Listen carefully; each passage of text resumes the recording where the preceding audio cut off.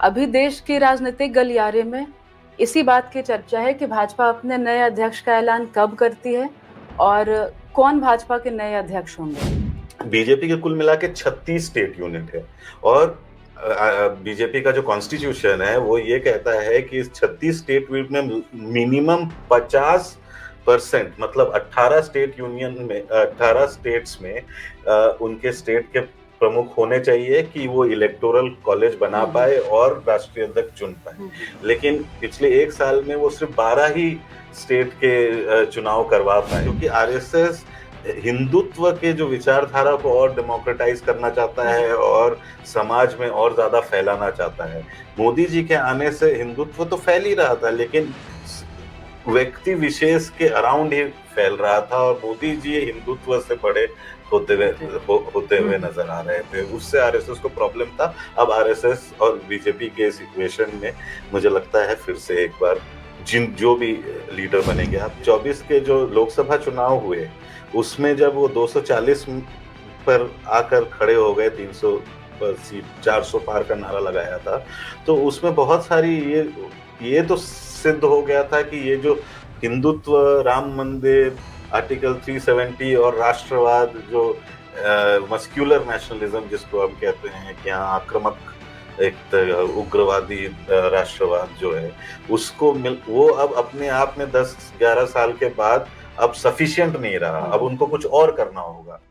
नमस्कार, the wire live में आपका स्वागत है। मैं हूं श्रुति शर्मा। भाजपा के राष्ट्रीय अध्यक्ष जेपी नड्डा का कार्यकाल पिछले साल जनवरी में ही समाप्त हो चुका था। उसके बाद से लगभग तय था कि पार्टी अपने नए अध्यक्ष का ऐलान करेगी, लेकिन यह ऐलान करने में पार्टी इतना समय लगाएगी, इसकी उम्मीद किसी को नहीं थी। अभी देश के राजनीतिक गलियारे में इसी बात की चर्चा है कि भाजपा अपने नए अध्यक्ष का ऐलान कब करती है और कौन भाजपा के नए अध्यक्ष होंगे। इस मुद्दे पर मेरे साथ बात करने के लिए हमारे स्टूडियो में मौजूद हैं द वायर के पॉलिटिकल एडिटर अजय आशीर्वाद। तो अजय, मेरा पहला सवाल आपसे है कि बीजेपी अपना राष्ट्रीय अध्यक्ष चुनने में इतना देर क्यों लगा रही है? ये सभी के श्रुति, पिछले 2 सालों से सारे ही लोग जितने भी बीजेपी को ऑब्जर्व कर रहे हैं वो इसकी कयास लगा रहे थे कि कब बीजेपी का राष्ट्रीय अध्यक्ष चुना जाएगा। और ये सब पहली बार नहीं हुआ है। ये अब जब से मोदी और शाह ने अगुवाई बीजेपी की है, तब से इस तरीके से बीजेपी का जो राष्ट्रीय अध्यक्ष पद अब उतना इम्पोर्टेंट नहीं रहा। जिस तरीके से अगर आप वाजपेयी जी के टाइम में देखें या उससे पहले भी जो बीजेपी के टाइम, तो बीजेपी का एक पार्लियामेंट्री बोर्ड बहुत ही ज्यादा इम्पोर्टेंट होता था, उनका कॉन्स्टिट्यूशन बहुत इम्पोर्टेंट होता था। लेकिन जब से मोदी और शाह नेतृत्व में आए हैं, तो पहले हमने देखा कि किस तरीके से अमित शाह जब राष्ट्रीय अध्यक्ष थे तो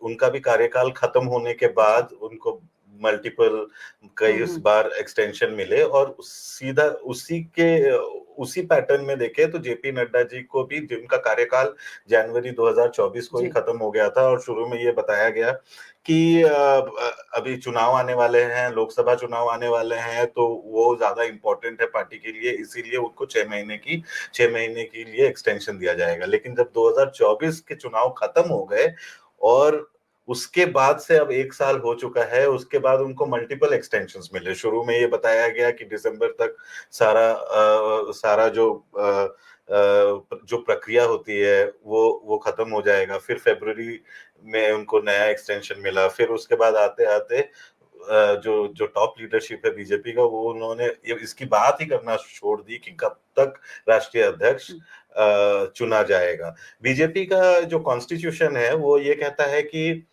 जब भी राष्ट्रीय अध्यक्ष का जो पूरा कार्यकाल होता है वो 6 सालों का होता है और जब नया राष्ट्रीय अध्यक्ष चुना जाता है बीजेपी में, तो उससे पहले बीजेपी के जो बाकी जो स्टेट के जितने भी यूनिट्स है उनका एक पूरा ऑर्गेनाइजेशनल ओवरऑल होना होता है। मंडल, ब्लॉक, डिस्ट्रिक्ट और फिर ये इनके यहाँ के भी सारे इलेक्शंस होते हैं और वहां नए पदाधिकारी आते हैं और वो लोग जो चुनकर मिलकर वो एक नया स्टेट का अध्यक्ष, जो राज्य का अध्यक्ष होते हैं बीजेपी में, उनको चुना जाता है। और इन स्टेट के जो अध्यक्ष है ये मिलकर एक इलेक्टोरल कॉलेज बनाते हैं और वो इलेक्टोरल कॉलेज राष्ट्रीय अध्यक्ष को चुनता है और अगर इलेक्शन हो रहा है तो वो इलेक्शन के बीच में वो वोटिंग करके इलेक्टोरल कॉलेज में वो नया अध्यक्ष चुना जाता है। लेकिन बीजेपी का ये डिले हो क्यों रहा है, इसके बारे में अगर हम बात करें तो ये बीजेपी हम ऐसे देखते हैं बीजेपी को कि हाँ अरे बीजेपी बहुत ही ज्यादा अनुशासित पार्टी है क्योंकि मोदी जी और अमित शाह के डिक्टेट से पूरा चल रहा है। लेकिन ये जो स्टेट के जो चुनाव जो होने थे, जो ऑर्गेनाइजेशनल जो चुनाव, सांगठनिक जो चुनाव होने थे, उसमें बहुत ही ज्यादा दिक्कतें आ रही हैं। अभी से 1-2 महीने पहले तक ही बीजेपी की जो पूरी प्रक्रिया जनवरी 2024 से चलती आ रही है, लेकिन उन लोगों ने 1 महीने 1.5 महीने पहले तक उनके सिर्फ 12 स्टेट में ही चुनाव हो पाए और उनके अध्यक्ष चुने गए। बाकी सारी जगह जितने भी है वो किसी कारणवश ज्यादातर पार्टी के अंदरूनी जो लड़ाइयां हैं, जो खेमे हैं, उनके बीच की जो लड़ाई है, उसके कारण वहां पर ये जो ऑर्गेनाइजेशनल ओवरऑल होना था, वहां के जो स्टेट के लेवल पर जो चुनाव होने थे वो हो नहीं पाए। और उसमें मतलब नोटवर्दी ये है कि इनमें बीजेपी के बहुत जो जिनको स्ट्रॉन्ग होल्ड माना जाता है कि यहाँ बीजेपी सबसे ज्यादा डोमिनेंट पार्टी है, जैसे उत्तर प्रदेश, गुजरात, वेस्ट बंगाल में उभरता हुआ पार्टी अब मेन ऑपोजिशन में आ चुकी है, मध्य प्रदेश, हरियाणा, ऐसे सारे जो बड़े बड़े जो स्टेट्स हैं, महाराष्ट्र, वहां पर इतने ज्यादा गुटबाजी और खेमों अलग अलग खेमों में इतनी लड़ाइयां हो रही थी कि एक कंसेंसस ही नहीं बन पा रहा था। राष्ट्र स्टेट के अध्यक्ष चुने नहीं जा पा रहे थे और जो क्योंकि स्टेट के अध्यक्ष चुने नहीं जा पा रहे थे उसकी वजह से इलेक्टोरल कॉलेज फॉर्म नहीं हो पा रहा था और कॉलेज नहीं फॉर्म हो पा रहा था तो उसकी वजह से राष्ट्रीय अध्यक्ष नहीं चुने जा पा रहे थे। तो कौन कौन से ऐसे प्रमुख नाम अभी जो नेता, अब क्या हुआ है कि पिछले अब अचानक से 1.5 सालों के मतलब 1 साल हो गया और 1 साल के डिले के बाद बीजेपी को अब ऐसा लगा कि अब तो किसी भी हालत में जेपी नड्डा के जो सक्सेसर है उनको रिप्लेस करने वाला एक नेता चाहिए। और हमने देखा है कि किस तरीके से अमित शाह की लीडरशिप के बाद जेपी नड्डा एक तरीके से बड़े ही टोकेनिस्टिक हेड रहे। उनके हाथ में अगर कोई भी बड़ा बड़ा डिसीजन हो रहा है तो जेपी नड्डा, जिसको हम अंग्रेजी में एक बहुत ही पावरलेस अध्यक्ष, जो कि पहले कभी मोदी जी के नेतृत्व में आने से पहले कभी नहीं होता था। बीजेपी के अध्यक्ष चाहे राजनाथ सिंह हो, चाहे उससे पहले जितने भी लाल कृष्ण आडवाणी हो, ये लोग बहुत ही पावरफुल नेता हुआ करते थे, लेकिन जेपी नड्डा उस हैसियत के नहीं थे, तो स्ट्रेचर के नहीं थे। और जेपी नड्डा, सभी जानते थे कि जेपी नड्डा वो राष्ट्रीय अध्यक्ष तो हैं, लेकिन जो डिसीजंस जो पार्टी में हो रही है वो मोदी और शाह ही ले रहे हैं। तो अब जेपी नड्डा के सक्सेसर जो हैं उसमें 4 नाम चल रहे हैं, जिसमें 2 प्रमुख नाम अभी उभरे हैं कि धर्मेंद्र प्रधान, जो कि धर्मेंद्र प्रधान और भूपेंद्र यादव, ये दोनों ही अमित शाह के काफी खास लोग हैं और दोनों ही केंद्र में मिनिस्टर भी हैं। और साथ में जो पूर्व हरियाणा के जो मुख्यमंत्री रहे एमएल खट्टर, उनका भी नाम चल रहा है। और पूर्व मध्य प्रदेश के 3 बार के मुख्यमंत्री शिवराज सिंह चौहान, जिन्होंने चुनाव जिताया मध्य प्रदेश में, लेकिन उनको मुख्यमंत्री नहीं बनाया गया, उनको केंद्र में एग्रीकल्चर और रूरल डेवलपमेंट मिनिस्टर बनाया गया, उनका भी नाम चल रहा है। लेकिन बात अभी यहाँ पर आकर टिकी हुई है कि क्या इस बार का जो राष्ट्रीय अध्यक्ष होगा वो अपने आप में उतना प्रभावशाली होगा या नहीं होगा, या मोदी और शाह की जो पार्टनरशिप है उसी के तहत जिस तरीके से पिछले 10-11 सालों में पार्टी चल रही है उस तरीके से वो चलेगी। तो क्या एक नाम मात्र का ही अध्यक्ष होगा या तो सच में एक पावरफुल व्यक्ति को ये लोग बनाएंगे। जितने बातें चल रही हैं राजनीतिक गलियारों में, उससे ये लग रहा है कि आरएसएस, जो बीजेपी का एक तरीके से विचार में उनका गुरु है, जो हिंदुत्व की राजनीति के उस फाउंटेन हेड से बीजेपी भी निकल कर आई है, जनसंघ भी निकल कर आई थी, तो ये इस बार जो भी राष्ट्रीय अध्यक्ष बनेगा उसमें आरएसएस का स्टैंप ऑफ अप्रूवल जिसको कहते हैं, उनकी स्वीकृति आरएसएस की इस बार जरूरी हो गई है। और अभी जो नई दिल्ली में 4 तारीख से 6 तारीख तक राष्ट्रीय स्वयंसेवक संघ का प्रांत प्रचारक की मीटिंग चल रही है, जहां पर अलग अलग प्रांतों से प्रचारक सब यहाँ पर आए हैं। उसकी अगुवाई स्वयं मोहन भागवत जो सरसंघचालक है और उनके डेप्यूटी दत्तात्रेय होसबले जो सह कार्यवाह जनरल सेक्रेटरी जो है वो कर रहे हैं। और ऐसा कहा जा रहा है कि इस बार जो जिनका भी नाम सामने आएगा वो आरएसएस ही फाइनलाइज करेगी। और उसके कारण भी है, इसलिए उसके कारण है क्योंकि ये जो अभी मैंने इतनी सारे अलग अलग खेमेबाजी और गुटबाजी की बात कर रहा था अलग अलग राज्यों में, तो आपने देखा होगा कि पिछले 2 हफ्ते में जो प्रक्रिया पिछले 1-1.5 साल से चल रही है पूरी सांगठनिक चुनावों की, वो अचानक से हमने देखा कि वो लगातार बीएल संतोष जो बीजेपी के नेशनल जनरल सेक्रेटरी हैं, वो उत्तर प्रदेश भी गए कि भाई इतनी लड़ाई मत करो, और किसी तरीके से वो खेमों बाकी जितने भी खेमे हैं उनको एकत्रित करने की कोशिश की और एक कंसेंसस कैंडिडेट लाने की कोशिश की। वैसे अलग अलग राज्यों में वो जाते रहे और बीएल संतोष पर ये जिम्मेदारी थी कि ऑर्गेनाइजेशन के जो चुनाव है वो आप करवाएं, लेकिन वो डिले हो गई। फिर लास्ट 2 हफ्ते में मतलब इस प्रक्रिया में एक भारी एक उछाल आया, एक तरीके से आप जिसको कहते हैं। पिछले 2 हफ्ते में ही 10 स्टेट के प्रमुख जो इतने दिनों से बाकी थे, वो 10 अचानक से, हर रोज आपने न्यूज पढ़ा होगा कि आज यहाँ के आज वेस्ट बंगाल के प्रमुख चुन लिए गए, आज मध्य प्रदेश के बीजेपी के अध्यक्ष चुन लिए गए, ऐसे ऐसे महाराष्ट्र के चुन लिए गए। इतने दिनों से पेंडिंग था, तो ऐसा क्या हुआ इन पिछले 2 हफ्तों में जो कि पिछले 1 साल से नहीं हो पा रहा था। और उसमें सीधा सीधा ये लग रहा है, अगर आप सब चुनाव देखें तो हर जगह में आरएसएस ने इंटरवीन किया है इस चुनाव में कि भाई अब ये डिले नहीं हो सकता है। और एक तरीके से बीजेपी का जो क्राइसिस चल रहा था, अपनी पार्टी के जो अंदरूनी क्राइसिस जो हो रही थी, उसमें आकर आरएसएस ने एक तरीके से बचाया है। तो आप पूरे ये जो नए 10 प्रमुख हुए हैं उसमें आप उनके नाम देख लीजिए। मध्य प्रदेश के अभी नए प्रमुख चुने गए बीजेपी के खंडेलवाल जी, हेमंत खंडेलवाल जी, वो आरएसएस के शाखा से निकले हुए हैं। तेलंगाना और आंध्र प्रदेश में बहुत ज्यादा गुटबाजी चल रही थी ओबीसी और रेड्डी लीडरशिप के बीच में, कम्मा लीडरशिप के बीच में। उनको साइड स्टेप करते हुए 2 जो पूरे जो शाखा के लोग हैं, आरएसएस के शाखा के लोग हैं, रामचंद्र राव तेलंगाना में और पीवीएन माधव आंध्र प्रदेश में, एक ब्राह्मण है और एक ओबीसी नेता है। और इन दोनों को इनकी कास्ट के कैलकुलेशन से ऊपर हटकर देखे तो ये सारे एकदम आरएसएस और अखिल भारतीय विद्यार्थी परिषद से जुड़े हुए हैं। ऐसे परिस्थिति में जब बीजेपी इतनी पावरफुल नहीं थी, और साथ में आप रविंद्र चवन महाराष्ट्र में बने हैं और वेस्ट बंगाल में समीक भट्टाचार्य बने हैं, जो भी बहुत पुराने आरएसएस के नेता रहे हैं। और ये जो अभी पिछले कुछ दिनों में वेस्ट बंगाल में दिलीप घोष, सुकांतो मजूमदार, इनके बीच में बहुत ही ज्यादा लड़ाइयां हो रही थी और पब्लिक में आकर एक दूसरे के खिलाफ कमेंट दे रहे थे।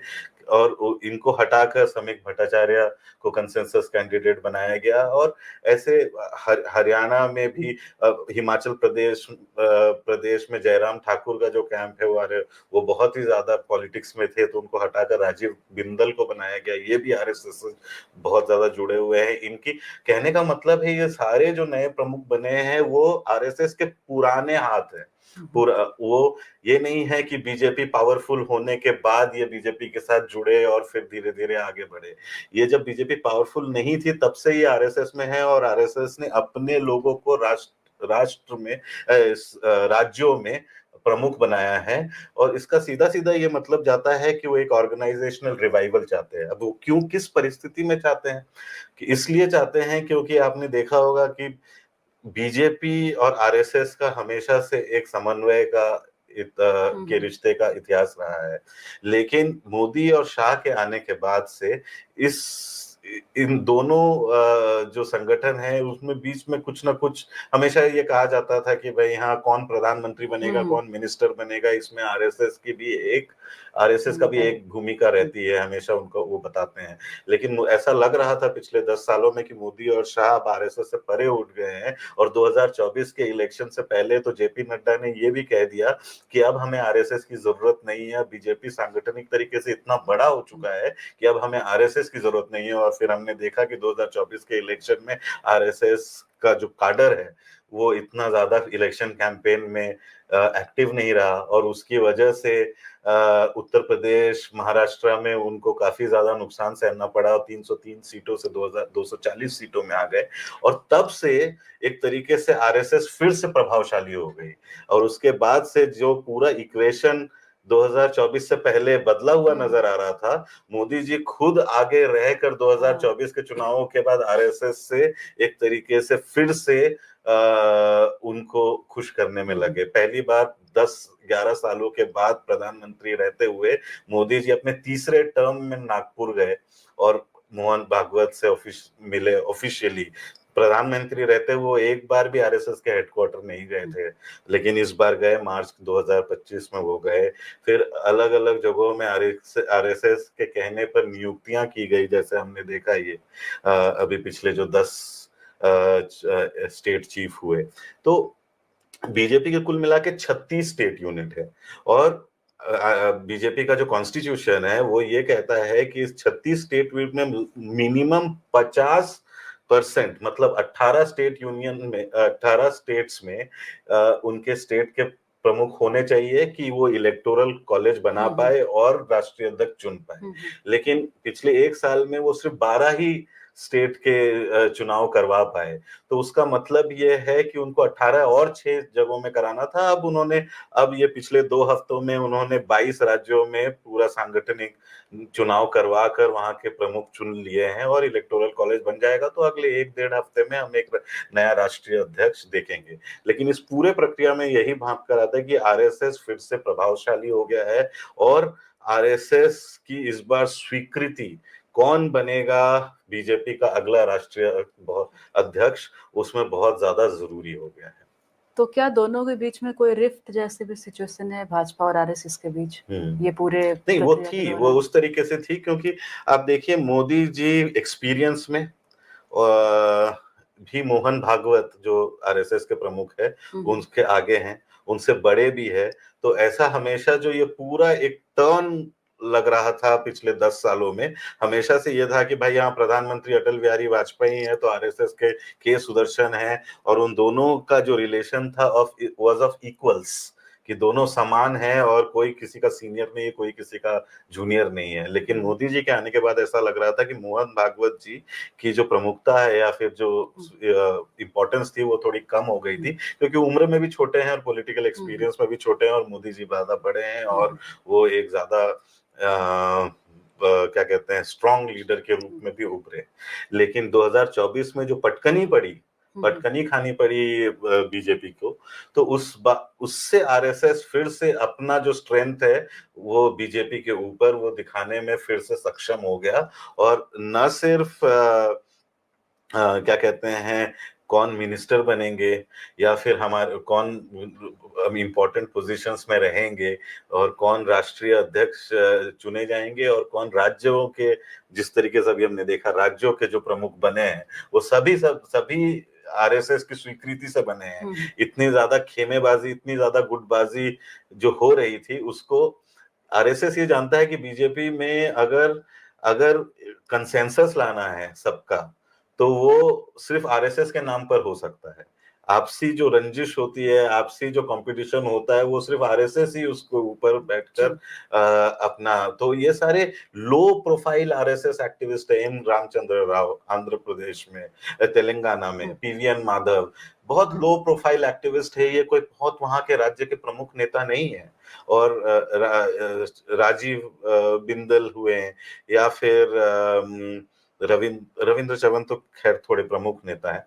और इस तरीके से जो मध्य प्रदेश में जो खंडेलवाल जी बने हैं, इतने वीडी शर्मा बड़े, जिस उनसे जो पहले बीजेपी के राज्य अध्यक्ष थे मध्य प्रदेश में, वीडी शर्मा, वो बहुत बड़े नेता वहां थे, सभी जानते थे। खंडेलवाल जी सिर्फ बैतूल के एमएलए हैं, उनका पूरे राज्य भर में, लेकिन वो आरएसएस के अंदर एक बहुत प्रमुख भूमिका निभाते हैं। और आरएसएस और हिंदुत्व आइडियोलॉजी जो है उसका एक डीप अंडरस्टैंडिंग ये सारे रखते हैं। और अभी क्योंकि इन सारे राज्यों में जहां जहां नए हैं, तो वेस्ट बंगाल को अगर छोड़ दिया जाए तो बहुत कुछ सालों में चुनाव नहीं आने वाले हैं, तो इनको एक मौका दिया गया है कि ये जो सांगठनिक जो रिवाइवल है, जिसकी वजह से 2024 में उनको बहुत जगहों में हार का सामना करना पड़ा, तो इनके ऊपर ये जिम्मेदारी सौंपी गई है कि हिंदुत्व के नारे के साथ वो फिर से अपने संगठन को,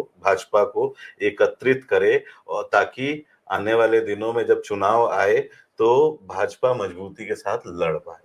तो ये है। और इसके साथ साथ ये है कि मोदी जी और मोहन भागवत जी का अब फिर से जो रिश्ता है वो अब सीनियर जूनियर वाला आने वाले दिनों में नहीं रहने वाला। अब आरएसएस अपना क्या सोचता है, जैसे नड्डा जी के साथ बहुत लोग कहते हैं कि वो खुश नहीं थे क्योंकि वो एक बहुत टोकनिस्टिक लीडर, राष्ट्रीय अध्यक्ष थे। इस बार आरएसएस का ये कहना है कि जो भी राष्ट्रीय अध्यक्ष बनेगा वो ऐसे नहीं होना चाहिए, वो सच में पावरफुल एक नेता होना चाहिए। क्योंकि आरएसएस के लोगों से अगर आप बात करें तो वो इस तरीके से जो कल्ट पॉलिटिक्स होती है कि पूरी जो भाजपा की राजनीति एक तरीके से एक व्यक्ति विशेष पर आधारित हो गया था, उससे आरएसएस को प्रॉब्लम है। उससे, क्योंकि आरएसएस हिंदुत्व के जो विचारधारा को और डेमोक्रेटाइज करना चाहता है और समाज में और ज्यादा फैलाना चाहता है।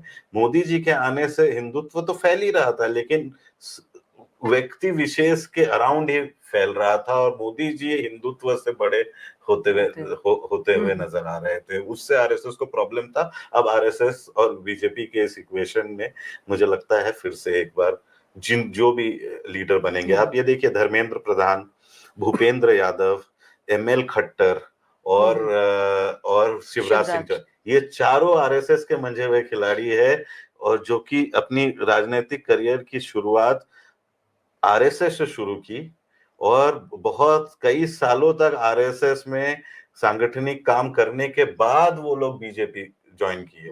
और भूपेंद्र यादव और धर्मेंद्र प्रधान जैसे लोग जो है, ये तो चुनाव भी नहीं लड़ते थे। ये तो अमित शाह से उनके रिश्ते बढ़े, तो फिर उसके बाद उनको चुनाव की धरती पे लेके आया गया, उनको यूनियन मिनिस्टर बनाया गया। एमएल खट्टर आप देख रहे हैं, कोई भी उन्हें नहीं जानता था, करनाल के एमएलए थे, लेकिन मुख्यमंत्री बन गए। शिवराज सिंह चौहान भी 2003 में जब मुख्यमंत्री बने तो वो बहुत ही छोटे एक नेता थे। तो इस तरीके से आरएसएस अपना प्रभाव बीजेपी में हमेशा रखता आया है, जो कि उलटता हुआ नजर आ रहा था, लेकिन अब वो स्थिति नहीं रही। आज सुबह कुछ मीडिया रिपोर्टें ऐसा कह रही है कि निर्मला सीतारमन का भी नाम अध्यक्ष पद के तौर पर सामने आ रहा है जी। तो क्या इसकी संभावना है कि भाजपा को अपनी पहली महिला अध्यक्ष मिले? जी, अब बहुत सारे लोग ये कह रहे थे, मतलब अभी तक मैंने जितना भी ट्रेंड देखा है, हमेशा से पिछले बड़े-बड़े पोजीशंस में मोदी और शाह, नरेंद्र मोदी और अमित शाह जी लगातार ये जो कास्ट कैलकुलस जिसको कहते हैं, उसको ध्यान में रखते हुए अपॉइंटमेंट करते हैं। कभी कहते हैं कि हाँ, हमने पहला दलित राष्ट्रपति दिया, हमने पहला आदिवासी राष्ट्रपति दिया, या फिर अलग-अलग राज्यों में भी वो कास्ट को ध्यान में रखते हुए, जैसे यहाँ पे भी अभी क्या उत्तराखंड में पुष्कर सिंह धामी चीफ मिनिस्टर बनाए गए हैं, तो महेंद्र भट्ट जो भी आरएसएस के लोग हैं, तो भट्ट ब्राह्मण होते हैं, तो उत्तराखंड के बीजेपी में उनको री इलेक्शन करा दिया गया। तो इस तरीके से वो कह रहे थे, तो उसी से वो एक कुछ ऑप्टिक्स करना चाहते हैं, दिखाना चाहते हैं, लोगों को मैसेजिंग करना चाहते हैं कि पहले हमने पहला। अब अगर इन चारों के अलावा अगर निर्मला सीतारमन बनती है, तो वो फिर से एक आरएसएस और बीजेपी में एक टेंशन की बात होगी, क्योंकि निर्मला सीतारमन वो बीजेपी से जुड़ी हैं, बाद में वो पहले जेएनयू की स्टूडेंट थी और फिर धीरे-धीरे इसमें आरएसएस के स्टेबल से नहीं आ रही है वो। तो वो आएगी, तो फिर ये ऐसा, इसका हम क्या मायने लगाएंगे? इसका यही मायने लगाएंगे कि हाँ भाई, आरएसएस बाकी अपने लोगों को राष्ट्रीय अध्यक्ष बनाना चाहती थी, मगर फिर भी मोदी और शाह का ये लास्ट क्या कहते हैं पासा है कि वो पूरा जो ये संघ परिवार का कंट्रोल अपने हाथ में रखना चाहते हैं, और उसमें निर्मला सीतारमन को बना दिया उन्होंने, या फिर और किसी को बना दिया जो कि आरएसएस के पूरे ब्रांड के साथ वो नहीं आते हैं। तो ये होने को हो ही सकता है। हम लोग पिछले 10-11 सालों में काफी सरप्राइज दिख रहे हैं, लेकिन अभी तक के ट्रेंड उस तरीके से नहीं आ रहे, और मुझे लगता है आने वाले दिनों में भी इस तरीके से नहीं होगा, क्योंकि ये भाजपा जो 1-1.5 साल से जो क्राइसिस में थी, अपने सांगठनिक चुनाव नहीं करा पा रही थी, और अभी 2 हफ्ते में लगातार 10 इतनी जल्दी जल्दी कंसेंसस बिना इलेक्शन के अनओपोज्ड इलेक्शन उनके राज्य के प्रमुख आ गए। अगर आरएसएस नहीं होती तो ये होना नामुमकिन होता। जी, जी। और अब क्योंकि आरएसएस ने इंटरवीन किया और बीजेपी ने आरएसएस के इंटरवेंशन को स्वीकृति दी, तो मुझे नहीं लगता है कि हम कहीं इन 4 नामों के अलावा अभी ऐसा नहीं लगता है। हालांकि ये जुलाई 4 से लेकर जुलाई 6 तक, ये इन 3 दिनों में जो आरएसएस के यहाँ झंडेवाला में जो मीटिंग हो रही है, इसमें बहुत ही पुल्स एंड प्रेशर्स होंगे। बीजेपी के जो लोग हैं वो अब ये सारी चीजें डिस्कस करेंगे, आरएसएस के भी ये सारी चीजें डिस्कस होंगी, और हो सकता है किसी जब 5वें नाम पे स्वीकृति हो जाए, लेकिन अगर वो भी अगर होंगे तो वो भी बिना आरएसएस की स्वीकृति के इस बार नहीं होंगे, जिस तरीके से जेपी नड्डा को बना दिया गया था। तो अगर आरएसएस के खेमे का कोई प्रेसिडेंट बनता है तो ये कहा जा सकता है कि नरेंद्र मोदी और अमित शाह की पकड़ भाजपा से ढीली होगी? ढीली 2024 के चुनाव के बाद ही उस सवाल उठने शुरू हो गए थे कि हाँ 303, लेकिन अभी भी मतलब बीजेपी के पास एक ही सक्सेसफुल पॉलिटिकल खेल है, वो है नरेंद्र मोदी का जो अपना पर्सनल करिश्मा है, व्यक्ति विशेष राजनीति, और वही आगे लेकर उनको जाएंगे। उनके पास दूसरा अभी तक कोई गेम नहीं है।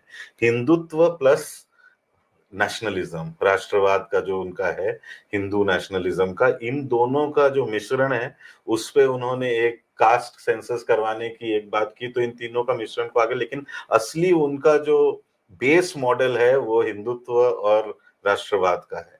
और 2024 के जो लोकसभा चुनाव हुए, उसमें जब वो 240 पर आकर खड़े हो गए, 300 सीट, 400 पार का नारा लगाया था, तो उसमें बहुत सारी ये तो सिद्ध हो गया था कि ये जो हिंदुत्व, राम मंदिर, आर्टिकल 370 और राष्ट्रवाद, जो मस्क्यूलर नेशनलिज्म जिसको हम कहते हैं कि हाँ आक्रामक एक उग्रवादी राष्ट्रवाद जो है, उसको वो अब अपने आप में 10-11 साल के बाद अब सफिशिएंट नहीं रहा, अब उनको कुछ और करना होगा। तो पिछले 1 साल में मोदी जी ने दिखाया कि हाँ चलो हम कास्ट सेंसस भी कर सकते हैं, हम क्या कहते हैं, और जो ओपीएस ओल्ड पेंशन स्कीम जो है उसको हटाकर एक नया पेंशन स्कीम लाने की बात की।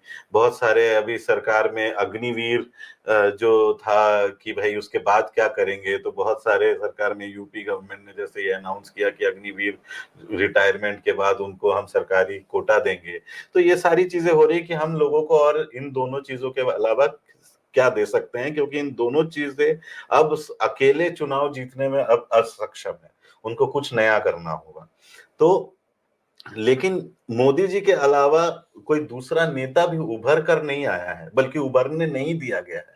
कहीं पे भी आप देखिए जो चुनाव जिता कर लेके आ रहा है उनको वो पद नहीं मिल रहा है। शिवराज सिंह चौहान चौथी बार बीजेपी को मध्य प्रदेश में जिता कर लेकर आए, लेकिन उनको मुख्यमंत्री नहीं बनाया गया। वैसे ही हरियाणा में एमएल खट्टर को उठाकर बना दिया गया, जिनको कोई नहीं जानता था उससे, अब तो उनके कई सारे बड़े नेता।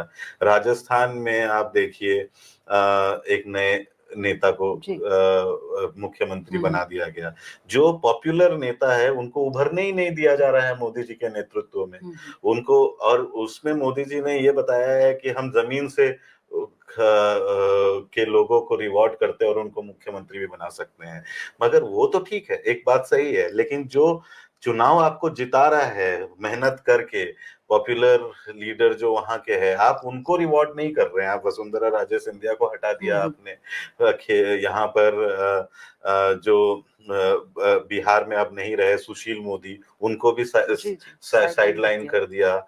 झारखंड में उसी तरीके से बाबूलाल मरांडी जो छोड़कर चले गए थे, उनको फिर से वापस आकर स्टेट प्रेसिडेंट बना दिया गया।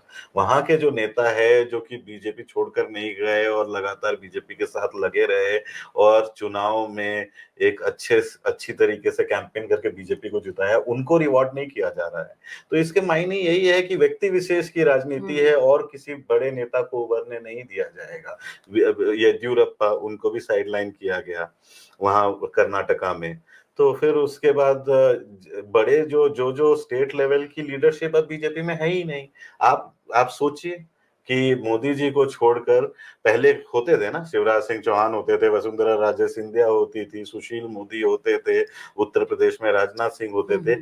योगी आदित्यनाथ ही सिर्फ उभरे हैं, वो भी अपने दम पे उभरे हैं, उनको भी अब धीरे धीरे साइडलाइन किया जा रहा है।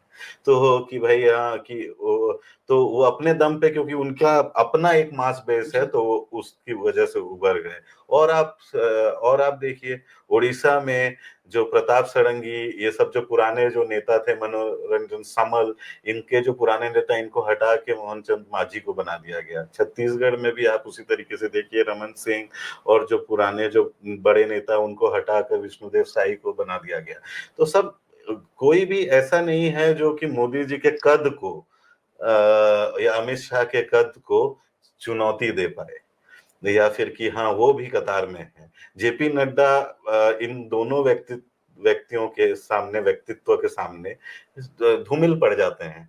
हाँ, तो अब कौन बनेगा? और अभी इन चारों नामों में से अगर शिवराज सिंह चौहान बनते हैं तो ही एक ये है कि भाई हाँ मोदी और शाह के कद के नेता है। नहीं तो धर्मेंद्र प्रधान हो, भूपेंद्र यादव हो, या एमएल खट्टर ही क्यों ना हो, ये लोग आरएसएस के संगठन के अंदर तो एक बड़ा कद रखते हैं, लेकिन मोदी और शाह के सामने क्या है, वो है ना।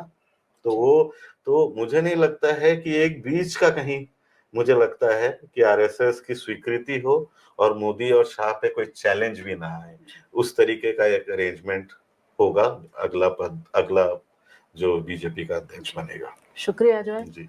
हमारे आज के कार्यक्रम में इतना ही। अन्य खबरों के लिए जुड़े रहें द वायर के साथ। द वायर के और वीडियोस देखने के लिए सब्सक्राइब करें और बेल आइकन पर क्लिक करें। स्वतंत्र पत्रकारिता की आर्थिक मदद करने के लिए डिस्क्रिप्शन में दिए गए लिंक पर जाएं और अपनी राशि चुनें।